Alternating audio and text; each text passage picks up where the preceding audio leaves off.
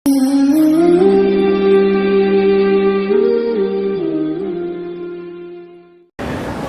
الله الرحمن الرحيم. الحمد لله الذي لم يتخذ ولدا ولم يكن له شريك في الملك ولم يكن له ولي من الذل وكبره تكبيرا. والصلاة والسلام الأتمان الأكملان على سيدنا وحبيبنا ونبينا وقدوتنا ومولانا وقرة أعيننا محمد بن عبد الله وعلى آله الطيبين الطاهرين ومن تبعهم بإحسان إلى يوم الدين. أما بعد، قال الله تبارك وتعالى: أعوذ بالله من الشيطان الرجيم. بسم الله الرحمن الرحيم. ربنا وجعلنا مسلمين لك ومن ذريتنا أمة مسلمة لك وأرنا مناسكنا وتب علينا إنك أنت التواب الرحيم. صدق الله مولانا العظيم.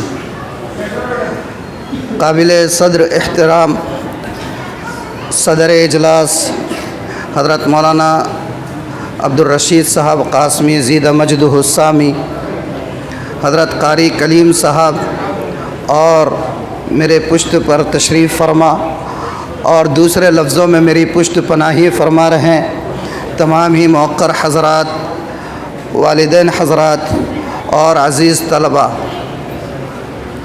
حضرت مولانا ایوب صاحب دامت برکاتہم نے جب مجھ عاجز کو یہاں بات کرنے کے لیے کہا تھا کہ مکتب کے پروگرام میں بات کرنا ہے، تو یقین مانیے کہ میرے حاشیے خیال میں بھی یہ بات نہیں تھی کہ میرے سامنے ایسے اکابر علماء رہیں گے اور مجھے ان کے سامنے اپنا امتحان دینا ہوگا، لیکن بہرحال حکم ہوا ہے تو کچھ باتیں عرض کر دیتا ہوں۔ ابھی میں جب آ رہا تھا تو آتے ہوئے میں یہ سوچ رہا تھا کہ بات کس عنوان پر کرنی چاہیے اور کیا کہنا چاہیے، لیکن یہاں جو صورتحال دیکھ رہا ہوں اچھی خاصی تعداد عموماً مکتب کے جلسوں میں ہوتی نہیں ہے، یہاں والد حضرات کی موجود ہے، اس لیے مجھے جو وقت دیا گیا ہے اس محدود وقت میں کوشش کرتا ہوں کہ حالات کے حساب سے کچھ باتیں آپ کے گوشے گزار کروں۔ اس وقت ہمارے ملک کی جو موجودہ صورتحال ہے ہم لوگ جانتے ہیں، اور آج سے نہیں کئی دہائیوں سے اور بالخصوص 2014 کے بعد سے ملک کے اندر جو حالات بنائے گئے ہیں وہ اس طریقے کے ہیں کہ یہاں پر ہر میدان میں کوشش اس بات کی جا رہی ہے کہ مسلمانوں کی موجودہ نئی نسل کو ان کے دین و ایمان سے، ان کے نظریات سے، ان کے عقائد سے، ان کے افکار سے، ان کی آئیڈیالوجی سے، ان کی شریعت کی تعلیمات سے دور کر دیا جائے اور دستبردار کر دیا جائے۔ ہر میدان میں یہ کوشش کی جا رہی ہے، خواہ وہ میڈیا کا میدان ہو، خواہ وہ ایوان پارلیمنٹ ہو، خواہ وہ تعلیمی ادارے ہوں، خواہ وہ عدلیہ کا نظام ہو، جس طرف سے آپ دیکھیں گے کوشش اس بات کی ہو رہی ہے کہ ان حالات میں مسلمانوں کو اور بالخصوص مسلمانوں کی نئی نسل کو کیسے ان کے دین و ایمان سے دستبردار کیا جائے، یہ کوشش ہو رہی ہے اور آپ بھی جانتے ہیں، اور اس کو واضح کرنے کے لیے بہت ساری مثالیں دینے کی ضرورت نہیں ہے۔ آپ لوگ جانتے ہیں مسلسل میڈیا میں ہر چند دنوں کے بعد کچھ نہ کچھ ایسے واقعات ہمارے سامنے آتے ہی رہتے ہیں جس کو میڈیا ایشو بناتا رہتا ہے، تو مجھے لگا کہ اسی موضوع پہ کچھ تھوڑی سی بات کر لی جائے۔ جو آیت میں نے آپ حضرات کے سامنے پڑھی قرآن کریم کی، اس آیت کا پس منظر یہ ہے کہ سیدنا ابراہیم علیہ السلام اور ان کے جلیل القدر صاحبزادے حضرت اسماعیل علیہ السلام، اللہ تعالیٰ نے ان کو ایک مشن دیا تھا خانہ کعبہ کی تعمیر کا، جو مرور زمانہ کی وجہ سے ختم ہو چکا تھا، اس کے آثار ختم ہو چکے تھے، تعمیر ختم ہو چکی تھی۔ جبرائیل علیہ السلام کے ذریعے سے انہیں اس مقام کی نشاندہی کی گئی، وہاں پر حکم دیا گیا کہ ابراہیم خانہ کعبہ کو ازسر نو تعمیر کرو۔ حضرت ابراہیم اپنے صاحبزادے کے ساتھ خانہ کعبہ کی تعمیر جب کر چکے تو اس کے بعد انہوں نے ایک دعا کی، اس دعا کو مجھے آپ کو بتانا ہے۔ پہلے تو بات یہ ذہن میں رکھے کہ تعمیر کرنے والے حضرت ابراہیم وقت کے جلیل القدر پیغمبر ہیں، اور پیغمبروں کے بارے میں ہمارا متفقہ یہ عقیدہ ہے کہ ہر پیغمبر معصوم عن الخطا ہوتا ہے، اللہ ان سے کبھی کوئی غلطی سرزد نہیں ہونے دیتا۔ انبیاء سے کبھی کوئی غلطی، کوئی گناہ، کوئی ایسا کام جس کو معاشرے میں معیوب سمجھا جاتا ہے، کوئی ایسا کام انبیاء سے سرزد نہیں ہوتا۔ اب آپ اس عقیدے کو ذہن میں رکھنے کے بعد حضرت ابراہیم کی دعا کے الفاظ پر غور کریں۔ حضرت ابراہیم اس کام سے فارغ ہوئے جو کام اللہ نے حضرت ابراہیم کے سپرد کیا تھا کہ خانہ کعبہ کی تعمیر کرو۔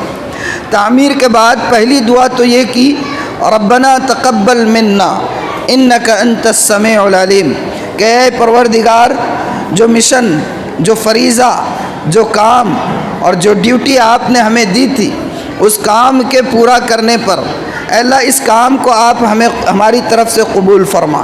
ایک بات تو یہ سمجھ آئی کہ اگر اللہ کی طرف سے بندے کو کسی کام کی توفیق مل جائے اور وہ کام بندہ اپنی صلاحیت کے بوتے پر، اپنی قابلیت کے بوتے پر اور اپنی ایبلٹی کی وجہ سے اس کو انجام دے چکا ہو، تو اس کے باوجود بھی اس کے ذہن میں کبھی یہ خیال نہیں آنا چاہیے کہ یہ کام میں نے اپنی صلاحیت کے بنا پر کیا ہے، بلکہ اس کی نسبت کرنی چاہیے کہ اللہ نے توفیق دی اور یہ کام ہوا۔ تو دعا کی کہ اے اللہ اس کام کو ہماری طرف سے قبول فرما، اور اس کے بعد جو دعا کی اس دعا پر مجھے کچھ کہنا ہے۔ اس کے بعد جو دعا کی، ربنا وجعلنا مسلمین لک، دعا کر رہے ہیں دو پیغمبر، حضرت ابراہیم اور ان کے صاحبزادے حضرت اسماعیل، دونوں پیغمبر ہیں، اور دعا یہ کر رہے ہیں کہ اے ہمارے رب ہمیں اپنا مطیع و فرما بردار بنا۔ سوچنے کی بات ہے کہ پیغمبر فرما بردار نہیں ہوتے؟ کیا پیغمبر مطیع نہیں ہوتے؟ کیا پیغمبر سے کبھی کوئی گناہ سرزد ہوتا ہے؟ لیکن اس کے باوجود دعا یہ کر رہے ہیں کہ اے اللہ ہمیں اپنا فرما بردار بنا، اور اس کے بعد دعا کر رہے ہیں وَمِن ذُرِّيَّتِنَا أُمَّةً مُسْلِمَةً لَكَ، اے اللہ ہماری اولاد میں سے بھی ایسی نسل کو برپا فرما جو آپ کی تابع دار ہو اور فرما بردار ہو۔ کیا بات سمجھ میں آئی؟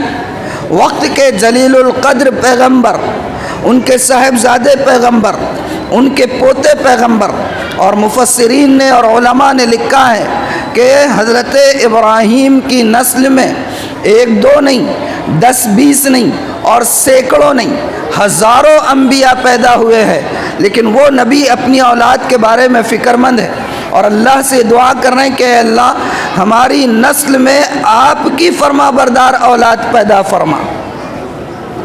تو تعلیم اصل میں ابراہیم علیہ السلام کے الفاظ قرآن نے نقل کیے، لیکن تعلیم ہے ہمیں، سکھایا گیا ہے ہمیں کہ ایک نبی اگر وقت کا ہے اور وہ بھی جلیل القدر پیغمبر ہے، اس کے باوجود وہ اپنی اولاد کے لیے فکر مند ہے، تو عام لوگوں کو اپنی اولاد کے بارے میں اور بالخصوص جو موجودہ ملک کے حالات چل رہے ہیں ان حالات کے تناظر میں اپنے نسل کے دین و ایمان، عقیدے، نظریے، افکار، آئیڈیالوجی اور شریعت کے شعائر، دین اور دین کے شعائر کے حوالے سے اپنی اولاد کے لیے کتنا فکر مند ہونا ضروری ہے، یہ بتلانے کی کوشش کی گئی ہے۔ آج ہمارے زندگی کا مسئلہ یہ ہے کہ ہم نے زندگی کے ہر کام کو رسمیات کے طور پر لے لیا ہے، مکاتب میں ڈال رہے ہیں، مدارس میں ڈال رہے ہیں، اسکول اور کالجز میں بچوں کو ایڈمٹ کروا رہے ہیں، لیکن آپ یقین مانیے کہ ہمارا سارا کام رسمیات کے تحت چل رہا ہے۔ ڈال دیا باپ نے، بچے کا نام یہاں پر ایڈمٹ کروا دیا گیا، اس کے بعد بے فکر ہو گئے، وہ یہ سمجھ رہے ہیں کہ ذمہ داری مکاتب کے اساتذہ پورے کر رہے ہیں۔ اسکول اور کالجز میں ڈال دیے، مطمئن ہے کہ اسکول اور کالج ان کو تعلیم کے ساتھ شاید تربیت بھی دے رہا ہو، لیکن نہیں، میں آپ کو بتاؤں کہ ایک بچے کی اپ برنگنگ میں اور ایک بچے کی تربیت میں اور اس کے صحیح اسلامی اقدار پر پروان چڑھنے میں کئی فیکٹرز ہوتے ہیں جو اپنا اثر دکھاتے ہیں۔ بچے کا ماحول، مکتب، مدرسہ، فرینڈ سرکل، والدین، خاندان، دوست احباب، یہ سارے وہ فیکٹرز ہوتے ہیں جو بچے کی اپ اپبرنگنگ میں اس کے جو ہے بہت بڑا رول ادا کرتے ہیں. لیکن آج آپ کو میں یہ بتاؤں، اور یہ بات میں کیا بتاؤں بلکہ جو سائیکیٹرسٹ ہے، جو ماہرین نفسیات ہے، جو ایجوکیشنسٹ ہیں، جو تعلیم یافتہ حضرات ہیں، وہ اپنے انالائز کرتے ہوئے اور تجزیہ کرتے ہوئے کہتے ہیں کہ ان سارے عوامل میں، مکتب، مدرسہ، فرینڈ سرکل، خاندان، ان سارے عوامل میں بچے کی تربیت میں اگر سب سے بڑا کردار کسی چیز کا ہوتا ہے تو وہ والدین کا کردار ہوتا ہے. آج ہم دینی تعلیم کے حوالے سے مکاتب پر ڈیپینڈ کر رہے ہیں، بالکل آپ بجا ہے، لیکن ہمارا کردار کیا ہونا چاہیے ہم اس سے بے خبر ہوتے ہیں. بچے کو ہم مکاتب میں داخل کر رہے ہیں، مدارس میں داخل کر رہے ہیں، اور ہم مطمئن ہیں کہ وہاں یہ ہو رہا ہے. نا، یہ بہت بڑا فیلئر ہے ہمارے معاشرے کا. کتنے بچے ہیں آج تو اللہ کا کرم ہے، ان اکابرین علماء کی محنتوں سے اور ان کی دل سوزی کے ذریعے سے آج الحمدللہ ہم یہ کہہ سکتے ہیں کہ ہمارے ملک کے اندر شاید ہی کوئی علاقہ ایسا ہوگا جہاں پر مکاتب کا نظام اور مکاتب کا جال بچھا ہوا نہ ہو. لیکن اس کے باوجود کیا ارتداد کی لہر تھمی ہے؟ بلکہ ہر آئے دن جو ہے نئے نئے مسائل سامنے آ رہے ہیں یا نہیں آ رہے ہیں؟ ہماری قوم میں سے لوگ اٹھ رہے ہیں اور اٹھ کر دین و مذہب اور شریعت اور شعائر اسلام کے خلاف آوازیں کسنے لگے ہیں. تو کیا یہ سوالیہ نشان نہیں ہے؟ یہ کوشچن مارک نہیں ہے مدارس کے لیے، مکاتب کے لیے اور مسلم مینجمنٹ کے تحت چلنے والے اداروں اور انسٹیٹیوشنز کے لیے؟ کوشچن مارک ہے. لیکن یہ سرسری تجزیہ ہے، یہ ظاہری انالائز ہے. اصل جڑ کو سمجھنا ہوگا کہ پانی کہاں مر رہا ہے. ہم اس پر غور نہیں کرتے کہ پانی کہاں سے مڑ گیا ہے، پانی کہاں مر رہا ہے. بلیم دے دیتے مکاتب کو، مدارس کو کہ صحیح نسل ہاتھ نہیں آ رہی. آپ یقین مانیے میں ان اکابر علماء کے سامنے کہنے کی جسارت کر رہا ہوں کہ اس میں سب سے بڑا اگر کسی کا قصور ہے تو وہ والدین کا قصور ہوتا ہے. آپ وقت دیجئے بچوں کو. ایک باپ اگر یہ سمجھتا ہے کہ میں نے اچھے اسکول میں بچے کو داخل کر دیا اور میں نے اچھے مکتب میں بچے کو داخل کر دیا اور میری ذمہ داری پوری ہو گئی، اب میں بس خالی ایک روٹین لائف گزاروں، محنت کروں، پیسہ کماؤں، بچے کی ضروریات پوری کروں اور میری ذمہ داری پوری ہو گئی، تو آپ یقین مانیے کہ آؤٹ پٹ صفر ملنے والا ہے. ماہرین کہتے ہیں کہ ایک باپ کا اخلاقی فریضہ ہے، اگر وہ یہ چاہتا ہے کہ اس کا نونہال مستقبل کا ہیرو بنے تو اس کو چاہیے کہ کم سے کم 2 گھنٹے بچے کو روز دینا چاہیے. دیتے ہیں ہم لوگ 2 گھنٹے دیتے ہیں بچے کو، اور اگر دیتا بھی ہوگا کوئی تو کیسے دیتا ہے؟ بیٹا سامنے بیٹھا ہے، باپ بیٹھا ہے، موبائل ہاتھ میں ہے، موبائل اپنے کام میں بزی ہے، بچہ اپنے کام میں بزی ہے. یہ وقت دینا نہیں ہے. اگر آپ اس نوعیت کا وقت 10 گھنٹے بھی دیتے ہیں تو آپ یقین مانیے کہ یہ 10 گھنٹے کا وقت دراصل آپ نے 10 منٹ بھی نہیں دیا ہے. تو وقت دے، بچے کے تعلیمی پروگریس کو جانے، مکتب کی ہو یا مدرسے کی ہو، اسکول کی ہو، کالجز کی ہو یا مدارس کی ہو. آپ کا بچہ کہیں جاتا ہے، آپ بیٹھ کر جائزہ لیں، بیٹے آج آپ نے مکتب میں کیا پڑھے، گزشتہ ہفتے آپ کی تختی کہاں تھی، آج آپ کا کون سا قاعدہ چل رہا ہے، اور آج آپ کو کون سی احادیث یاد کرائی گئی. لاسٹ ٹائم جو میں نے آپ سے پوچھا تھا اس وقت آپ کو اتنی حدیثیں یاد تھی، اب اس کے اندر کچھ پروگریس ہوا یا نہیں ہوا؟ آپ دل پر ہاتھ رکھ کر بتائیے کہ کیا والدین کو اس کی توفیق ملتی ہے؟ آپ سے سوال ہے میرا، میں سوال کر رہا ہوں آپ سے، اس کی توفیق ملتی ہے؟ تو پھر نتیجہ کیسے ملے گا؟ نتیجہ ملے گا. ایک بات یاد ہے کہ اجازت ہے تو کہہ دوں. ایک صاحب تھے، صاحب کیا بہت بڑی بزرگ شخصیت تھی، مستجاب الدعوات تھے. کیا تھے؟ مستجاب الدعوات سمجھتے ہیں؟ ایسے اللہ کے نیک بندے ہوتے ہیں کچھ جن کی دعاؤں کو اور جن کے اٹھے ہوئے ہاتھوں کو اللہ کبھی رد نہیں کرتا. وہ جو مانگتے ہیں اللہ ان کی دعاؤں کو قبول کرتا ہے. ایسی ایک مستجاب الدعوات شخصیت تھی. ایک صاحب ان کے پاس آئے اور کہا کہ حضرت دعا کیجئے اللہ تعالیٰ نیک اور صالح اولاد عطا فرمائے. حضرت مستجاب الدعوات، حضرت نے دعا کر دی. وہ صاحب چلے گئے. تقریباً 1 سال کے بعد پھر اتفاق سے ادھر بھٹکتے ہوئے آ گئے حضرت کے پاس اور آ کر کہا کہ حضرت دعا کیجئے اللہ تعالیٰ صاحب اولاد بنا دے. حضرت تھوڑے پریشان ہو گئے کہ پتہ نہیں میرے اعمال میں کون سی تنقیص شروع ہو گئی اور کون سی کمی پیدا ہو گئی کہ اللہ نے میری دعا قبول نہیں کیا؟ 1 سال کے بعد آ کر اسی چیز کی دعا کر رہا ہے، مطلب یہ کہ دعا قبول نہیں۔ حضرت نے کہا کوئی بات نہیں، میں دعا کر لیتا ہوں۔ دعا کر دیے، وہ صاحب چلے گئے۔ پھر اتفاق سے ایک عرصے کے بعد آنا ہوا اور کہا حضرت دعا کیجئے اللہ تعالیٰ نیک اور صالح اولاد عطا فرمائے۔ اب تو حضرت پریشان ہو گئے کہ ماجرا کیا ہے، ایسے کون سے غلطی مجھ سے سرزد ہونی شروع ہو گئی اور ایسے کون سے گناہ مجھ سے شروع ہو گئے کہ اللہ نے مجھے وہ مقام مستجاب الدعوات کا جو حاصل تھا وہ مجھ سے چھین لیا۔ کہا کہ بھئی میں تو دعا کروں گا، آپ بھی دعا کریں۔ اچھا یہ تو بتائیے کہ آپ کی شادی کو عرصہ کتنا ہوا؟ آپ کی شادی کو عرصہ کتنا ہوا؟ اور آپ نیک اور صالح اولاد کے لیے کب سے امنگیں آپ کے سینے میں اٹھ رہی ہے؟ تو انہوں نے جواب دیا حضرت شادی تو ابھی ہوئی نہیں ہے، حضرت شادی تو ابھی ہوئی نہیں ہے۔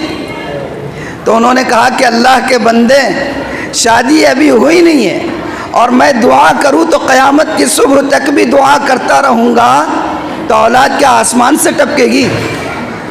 اس کا پروسیجر ہے نا بھائی، کچھ کرنے کے لیے، کچھ پانے کے لیے کچھ محنت تو کرنی پڑے گی نا، شادی کرنی پڑے گی، ایجاب و قبول ہوگا، میاں بیوی کے تعلقات ہوں گے اور اللہ تعالیٰ اس کے ذریعے سے نوازے گا تو اولاد سامنے آئے گی۔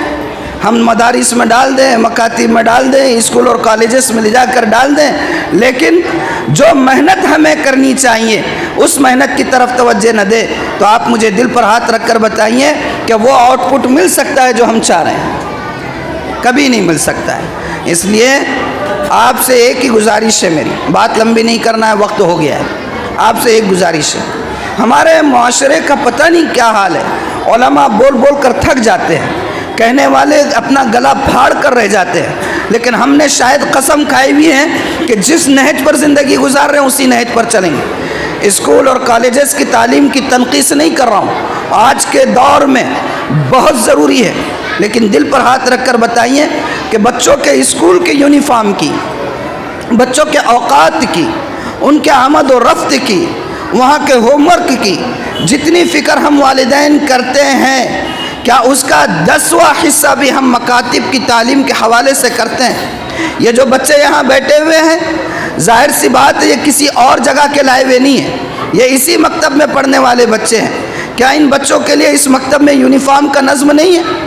جن والدین کے بھی بچے ہوں گے کیا انہوں نے کبھی غور کیا اس بات پر کہ یہاں پر سارے بچے جو ہیں ایک اسلامی لباس میں بیٹھے ہوئے ہیں اور میرا بچہ سب سے نمایاں نظر آ رہا ہے؟ کیوں نظر آ رہا ہے؟ اگر آپ کسی پرائیویٹ اسکول میں ڈالتے ہیں اور یونیفارم میں بچہ نہیں آتا ہے تو دوسرے دن اس کو کیمپس میں انٹر نہیں ہونے دیتے، اور آپ اس کو کوئی غلط بات نہیں سمجھتے ہیں، آپ یہ سمجھتے ہیں کہ وہاں کا نظم ہے، وہاں کا نظام ہے اور وہاں کی کنڈیشنز ہیں، NRN ہے، RNR ہے، رول اینڈ ریگولیشنز ہیں اور ہمیں اس کو فالو کرنا پڑتا ہے۔ اور یہ مکاتب کے اساتذہ بول بول کر تھک جاتے، سال نکل جاتا ہے، بسا اوقات تو ایسا ہوتا ہے کہ بچہ مکتب کی تعلیم مکمل کر کے نکل جاتا ہے اور ہم اس کو یونیفارم تک نہیں لا سکتے، تو کہاں سے نتیجہ ملے گا؟ پڑھانے والوں کو بھی تو دل جمعی چاہیے، وہ دل جمعی خاطر کہاں سے آئے گی ان کے اندر؟ تو اس کے طرف توجہ دے، جو یونیفارم ہے، جو لباس ہے، جو کتابیں ہیں، جو ریکوائرمنٹس ہے، جو فیس ہے، اس پر بھی خیال کرتے رہیں اور بچوں کا جائزہ بھی لیتے رہیں گے انشاءاللہ۔ دیکھیے آج کا ماحول بات زیادہ نہیں بڑھانی ہے، جو نظام تعلیم کا نافذ کیا جا رہا ہے، جو فکر بنائی جا رہی ہے، آج یہ کوئی مبالغہ نہیں ہے اور کوئی قصہ کہانی نہیں سنا رہا ہوں مولانا، یہ بات میں نے اپنے بڑے علماء میں سے ایک کی زبان سے سنی ہے، ان کانوں سے۔